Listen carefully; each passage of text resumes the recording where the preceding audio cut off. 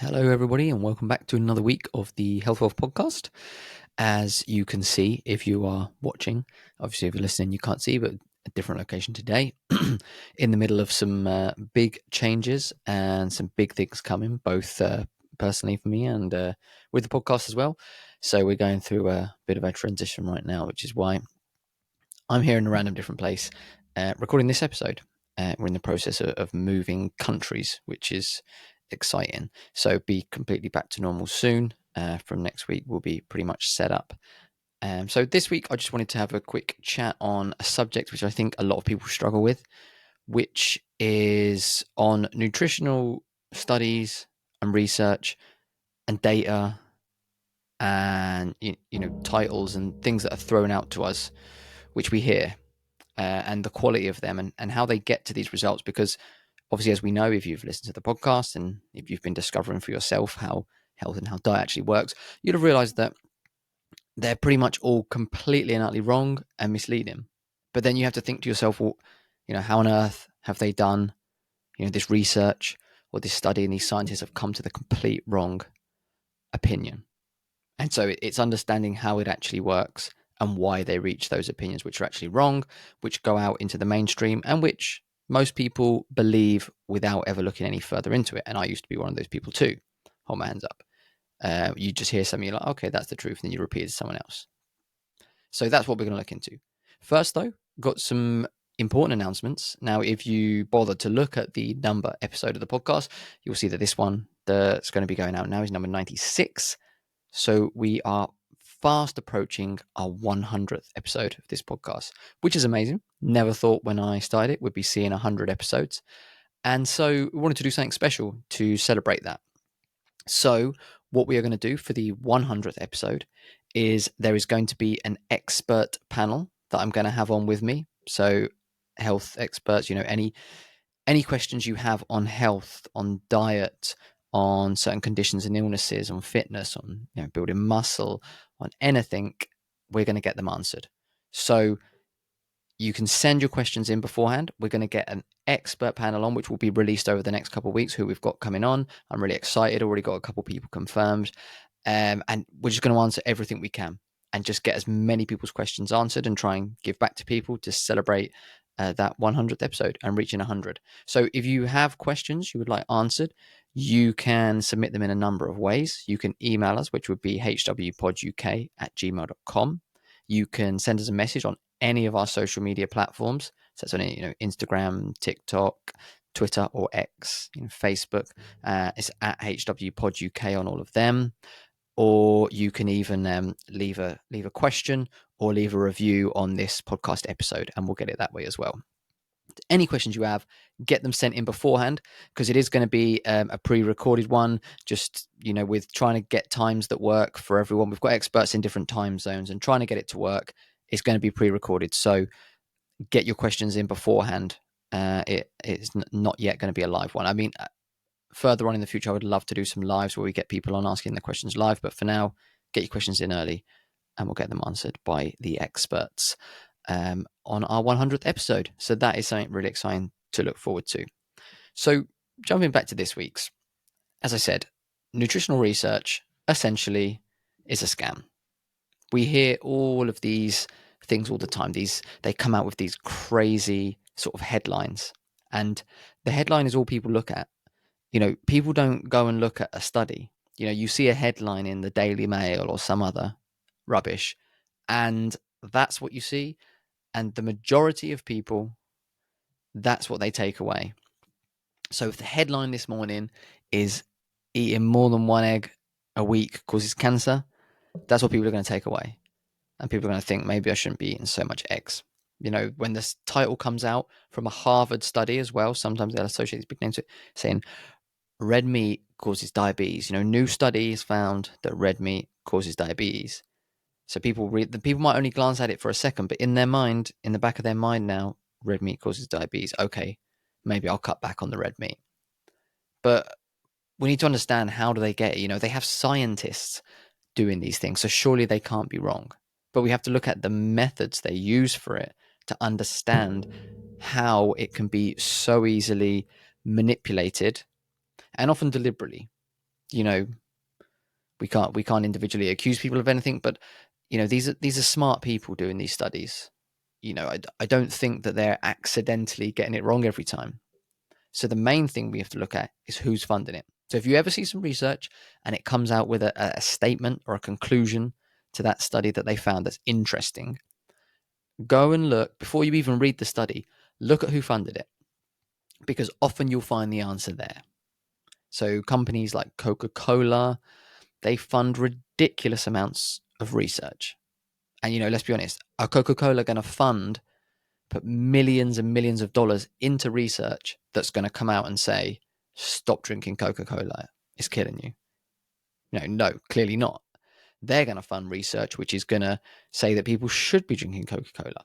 So the main thing you'll find is that people who fund research, it will either promote their products, so it'll either find positive stuff about what they're trying to sell and their products, or it will attack competitors. So cereal brands might pay for research that tells you that bacon and eggs is bad for you, because that's their competition. You know, for breakfast, bacon and eggs used to be a staple breakfast, but they managed to convince everyone that was unhealthy and that cereals were a healthy option. And they did that through research which they funded themselves.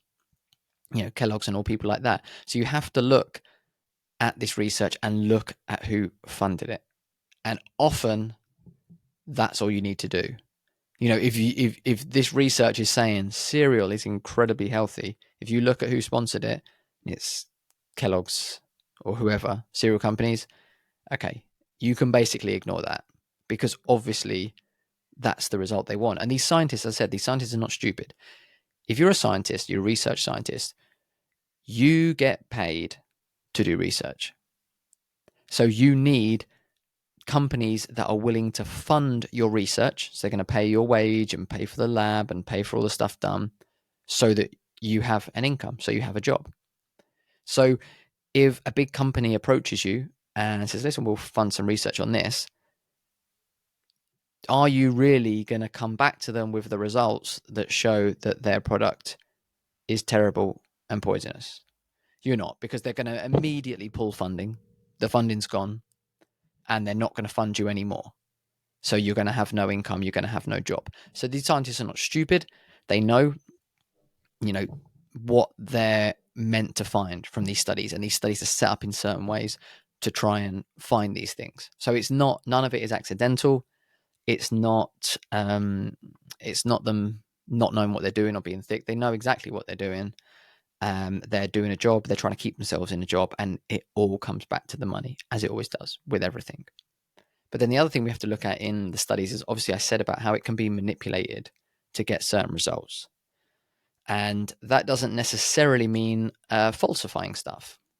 You know, there's been major studies where results have been completely falsified, which, you know, is essentially fraud. And there's been major ones where we know that, and for some reason we still have not ruled out the results that they got. You know, so cholesterol and heart disease would be one. You know, the fat was blamed for the rise in heart disease when it was actually sugar, and we know that the sugar companies paid off scientists, and we know that some of the data was falsified, but yet we still have this theory that still runs through the mainstream today that fat and cholesterol cause heart disease, when in actual fact we know that they don't.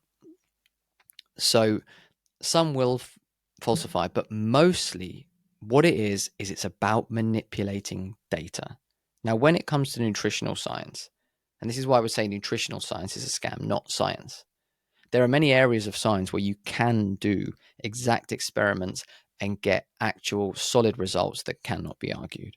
Nutritional science is not one, mainly because of human rights. You know, in order to get accurate results on nutritional science, what we would need to do is lock people away for like 10 years of their life, and we would have to know exactly every single thing they ate, what time they ate, how much they ate, you know, how it was prepared, any exercise they did. Every single thing about their life would have to be controlled for us to actually get accurate results on how different things were affecting them. And, you know, that goes against people's human rights, and that will never be done. And We've had some which were close to that in the past, which wouldn't happen nowadays. You wouldn't get it past ethics committees. And the results of those ones are actually very interesting because they would be some of the most accurate research that's been done. So the Minnesota coronary study was done. I'm pretty sure it's Minnesota. I'm confusing myself now with it. But this used patients in a mental hospital. So they actually had control over them, over their everything they ate, everything they did, everywhere they went. And so that they were allowed to do it. It was 60s or 70s it was done. For some reason, then they were allowed to. And it was a big experiment too, and it was to prove this. The funny thing is that the reason the experiment was done was to prove that cholesterol and fat were the reason for heart disease. And the results of it basically showed that it absolutely wasn't. They replaced fats with seed oils, vegetable oils, and replacing saturated fat with polyunsaturated fat, and they had worse outcomes. So there was more death and more heart disease in the people that had the polyunsaturated fats, the seed oils, than the natural fats. So it basically proved them wrong. So what they did is they never released the results. They just buried it. Decided, well, it doesn't show what we wanted it to show, so let's just bury it. And so that was probably one of the closest to being accurate studies we could have. It proved them completely wrong, which is what we believe to be true anyway. And they just hid it. And it wasn't until about 50 years later when the data was unearthed I think it was found in the garage of one of the original researchers on it. And finally, the data came to light, and we found out that actually the last 50 years or so of blaming fat and cholesterol was completely and utterly wrong and completely and utterly fraudulent. So that's what they did when they had indisputable evidence that went against what they believed. They just said, okay, just don't release it, just leave it. And don't forget, there will have been millions of dollars spent on this experiment. Research experiments is not cheap. And all of that money, and they just said, don't release it, just leave it, hide it, bury it. And that's what they did. So we actually do have the evidence there to show that cholesterol is not the cause and that fat is not bad for you, doesn't cause heart disease. But yet, let's look at the mainstream. That is still the theory of the mainstream, is that that's true. And so that just shows you how manipulated research is, because we actually have the solid research to prove that that's false. But because it doesn't line up with what the big money people have, the big corporations, they want, the drug companies, they want to sell statins, which lower cholesterol. So they don't want cholesterol being cleared. The big food companies, they want to sell you processed food, which is low in fat, high in seed oils. So they don't want cholesterol to be cleared of being doing any wrong. So that's why it remains hidden. So nutritional research is marketing. It's not actual solid science. And that's what you come to discover as you look more into it. So the majority of it, as I say, that overall, you can't really get accurate results. The one, trial, there was one or two others which were hidden as well, where you could get pretty accurate results, were hidden because they showed what they didn't want them to show. But the majority of it is epidemiological. And the majority of these, what they are, is they will give some people a questionnaire and ask them essentially what they ate for the last year, and then ask them questions about their health. And from that, they will extrapolate that this food is bad and this food is good. And clearly, that's completely ridiculous. You can't make that case at all. It's ridiculous because, let's take an example. In the case of red meat, so the study I said about before, the Harvard study that came out maybe beginning this year, saying that red meat causes diabetes. Okay, that sounds bad. But let's look at the study. What did they class red meat as? So basically, lasagna was classed as red meat. Fast food was classed as red meat. Pizza was classed as red meat. But we have to understand is these things are not red meat. If we really wanted to know whether eating red meat caused diabetes, the best thing to do, the accurate way to do it, would be to look at the population of people eating only red meat. And, there's quite a lot of them nowadays. It's growing quite a bit in the carnivore community. So an easy way to say, right, does this cause diabetes or not, would be to look at those eating only red meat. Because when you're eating a fast food meal, okay, there's a little bit of red meat in a burger, but there's the bun, there's the sauces, it's probably cooked in seed oils, there's the salad on top, there's the fries and whatever they're cooked in, there's the sugary drink and whatever else they have with it, and ice cream. So there's a lot of things in there, and a lot of those we know are very bad for our health, but they're trying to pluck out on it the red meat that does it. A pizza. I mean, meat is just a topping on pizza. Meat is a very small portion of a pizza. Some of them don't even have meat on. So it's ridiculous to include that. Like say, oh, a sandwich with a little bit of meat in, classed as meat. Like, no, it's, there's a load of bread, there's some spread on it, there's sauce. So it's not accurate because, okay, maybe it is the red meat causing diabetes, but also maybe it's the bun, maybe it's the drink, maybe it's the chips, maybe it's what they're cooked in. We don't know. But if we could do just red meat on its own, then we could say, if these people eating fast food are developing diabetes, we don't know which of the parts of that meal it is. But if someone's only eating red meat and they're getting diabetes, okay, well, that's the red meat then, isn't it? We know that that's the red meat, so because they're the only ones. But when it's, when people are eating all these different foods, you can't pluck out one or the other. And the funny thing is on that subject is that there was another study done a year or so previous, funnily enough, also out of Harvard, done by different people, which showed people on a carnivore diet reversing type 2 diabetes. Like about 90% of them reversing diabetes coming off medication. Again, from a questionnaire, so that, we can't say it was completely controlled, but it's people who, volunteered to be part of it. That's how they eat. They're eating basically just red meat. Okay, they might have one or two other little things in there, but we know that the majority of their diet, if not 100%, the majority was just red meat, and they were reversing diabetes. So that is, while we can't take that as 100% evidence, as we say, no one was monitoring them and checking exactly what they ate, that's a lot more convincing to say that it's not actually the red meat causing the diabetes. Whereas in this other research, they're just picking out one thing from it. And they're not accounting for it. There's lots of things you need to account for. The other food that's coming with it, their lifestyle. There's a thing called healthy user bias, which they don't account for again, which is that, that they do a research that says, people that ate more vegetables and were healthier and live longer. But then you have to think, okay, but, we're told that eating vegetables is healthy. So people who are eating more vegetables are probably people who are health conscious. So they're probably also not smoking. They're probably not drinking much. They're probably not eating much junk food. They're probably exercising. But these studies and researches they don't take any of that into account.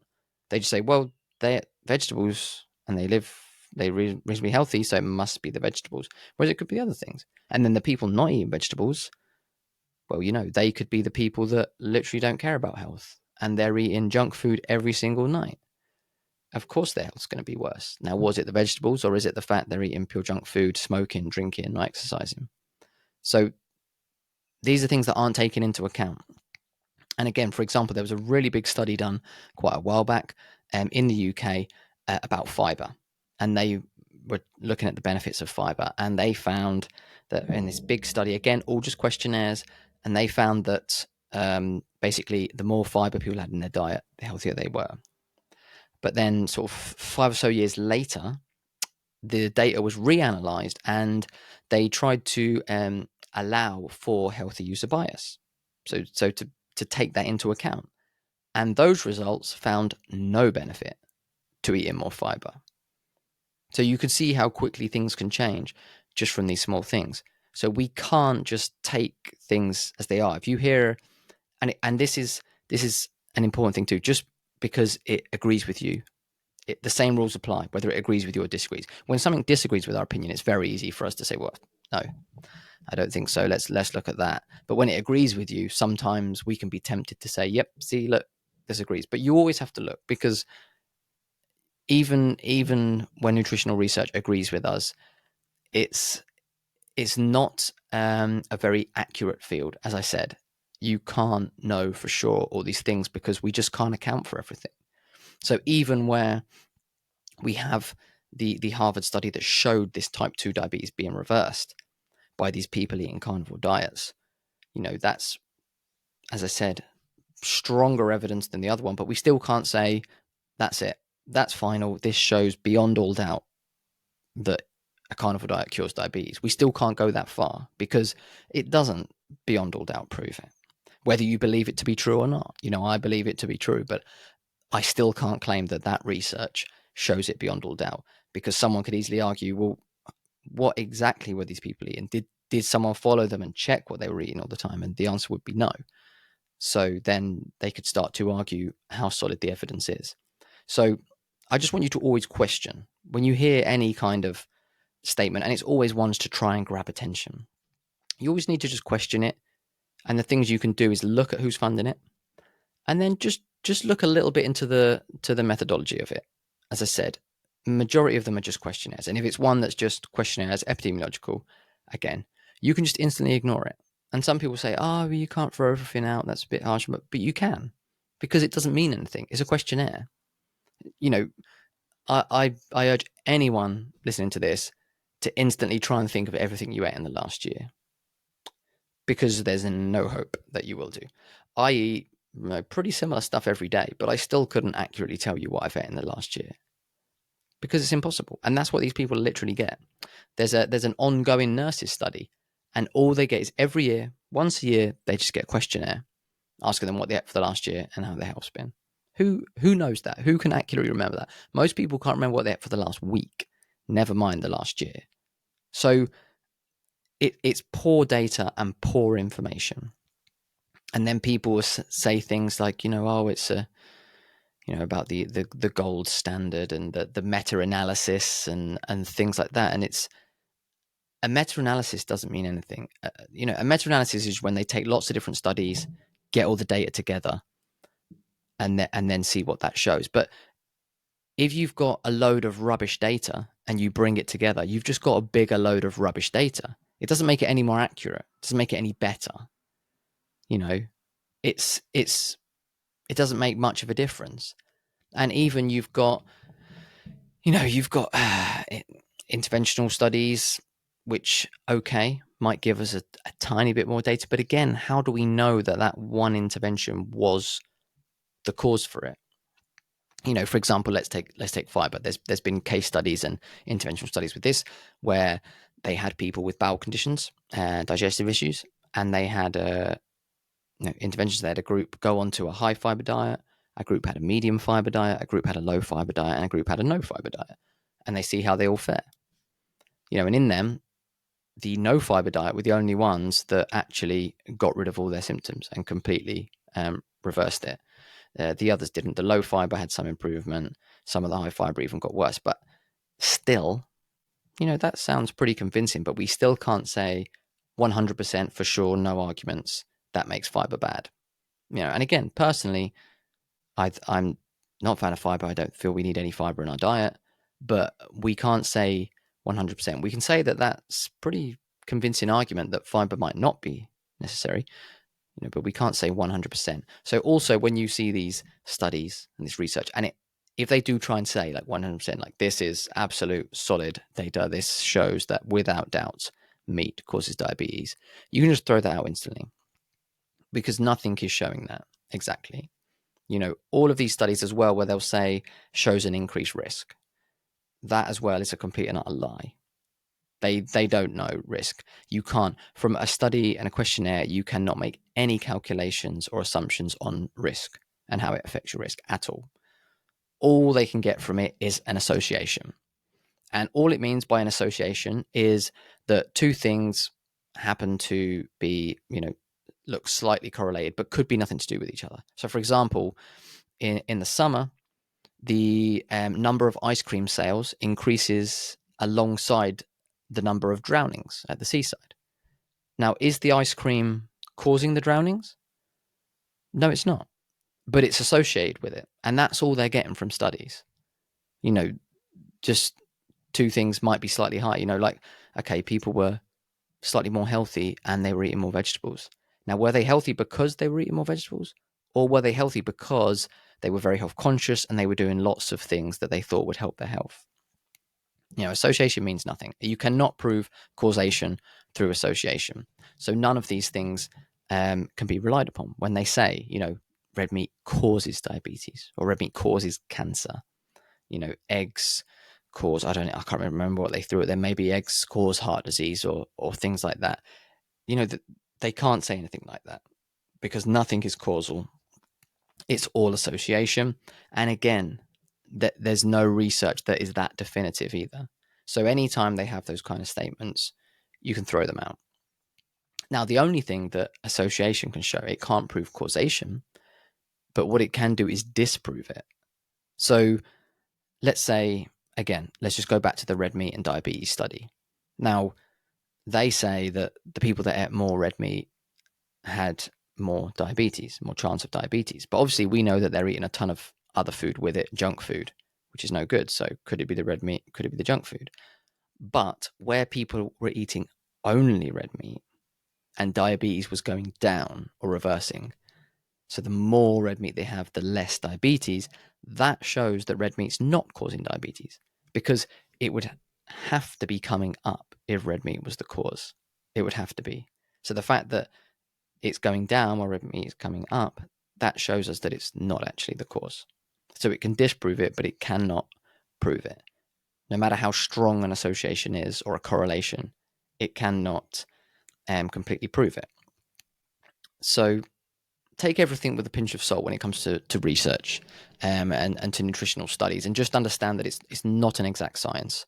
There's other areas of science where they can be precise, as I say, and they can do experiments which can without doubt give answers. Although science should always be questioned. That's what science is. So even where they can fully prove something with an experiment, it could always be maybe disproven in the future. But nutritional science is basically questionnaires and a lot of posturing and researchers wanting to get papers published and wanting to get funding and people wanting to make a name for themselves. But overall, it doesn't really mean anything. And what does mean something, which I always talk about, and people probably get bored of it, but it doesn't matter because it's true, your N equals 1 study. As I said, I used this example the other week. If you have type 2 diabetes, or let's say Crohn's, because we had Connor on recently who had Crohn's, you have Crohn's and you go on a carnivore diet and your Crohn's completely reverses and all of your health issues go and you are absolutely thriving in great health. But there's a number of studies that say red meat causes red meat causes, say, bowel cancer, digestive issues, will rot in your gut, and you cannot have healthy bowels without fiber. Okay, is Connor going to believe that study, those studies, or is he going to believe his own experience?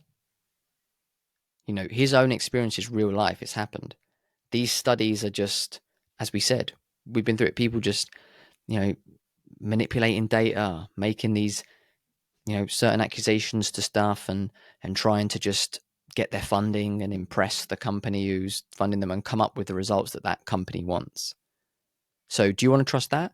Or do you want to trust someone who's actually reversed their Crohn's from being on the brink of having their bowels cut out and removed to being absolutely thriving from changing what they eat? So this is why I always encourage self-experimentation. Try things for yourself. Connor's come on the podcast. We've had many others on the podcast who've said eating a meat-only diet has absolutely transformed their health. Okay? Maybe you don't believe that. Maybe you think there's no way that's true. But try it yourself. If you've got a serious health issue, try it. Do 30 days and see how you feel. Because that's the way that you can really know. If you try it and you do it for a while, you give it your best shot and you feel worse and you're not getting any better and you're like, oh, no, it's not working for me, then it didn't work for you. That's fine. It didn't work and you've got your actual results that you can say, well, I tried it, I did this, didn't work for me. Instead, I tried something else and this did work for me. That's fine. That's your story, and that's your truth. And that actually happened. It's real life. That's way, way more important. You want to concentrate on real life stories. This is why I get so many people on the podcast to talk about their journeys, because it makes it so much more relatable. I can sit here and tell you about all the stories of people who've cured all these, or reversed, can't say the C word, reversed all these conditions and changed their life through changing what they eat. But it's better to hear it from the horse's mouth themselves. And what's even better than that is to do it yourself. I know this way of eating works because I transform my own health. Connor knows this way of eating works because he transformed his own health. Richard from last week, he knows without a shadow of doubt that this way of eating works because he transformed his own health. And that's the only way you can truly know, is to do it yourself. Because even, I think stories, anecdotes are some of the most powerful data that we have.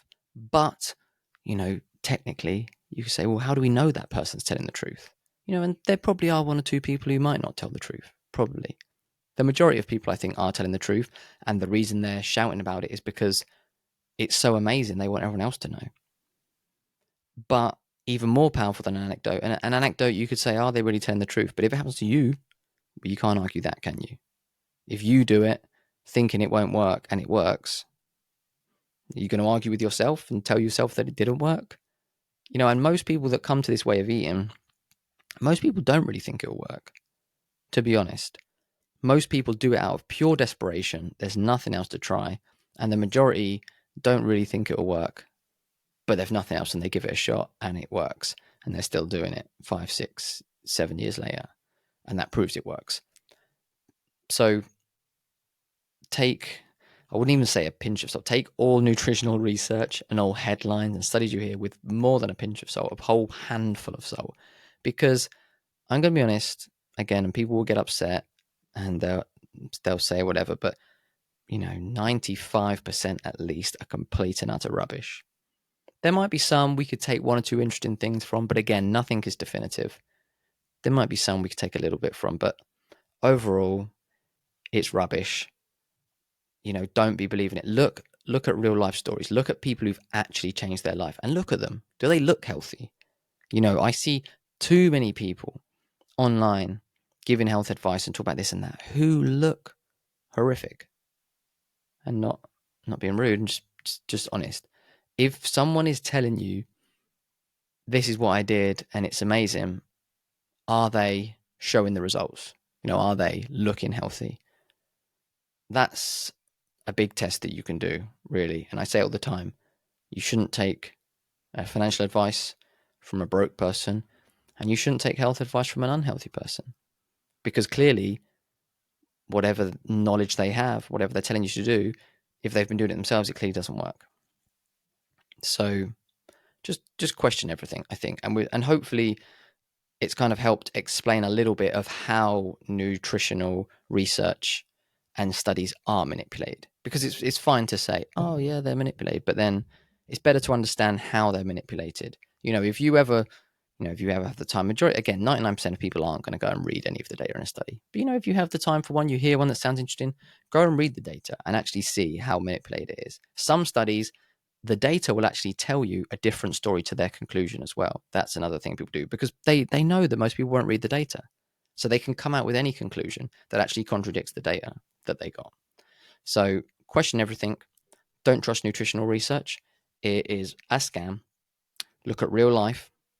Look at people actually changing their health.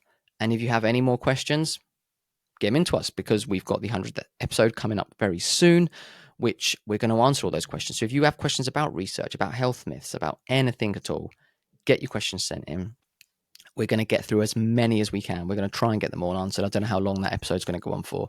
We'll do our absolute best. And hopefully this has made you think a bit. Hopefully you're going to be more educated and more aware when you're seeing all these random headlines coming out about nutrition, and you'll stop and think and just question it and look at real life results. So that's going to be it for now. I will speak to everyone again next week. Looking forward to it. As I said, get your questions in for the 100th episode. We're going to be releasing some news on the experts coming on soon, which will be great. And I'll see you again next week, and let's get optimal together.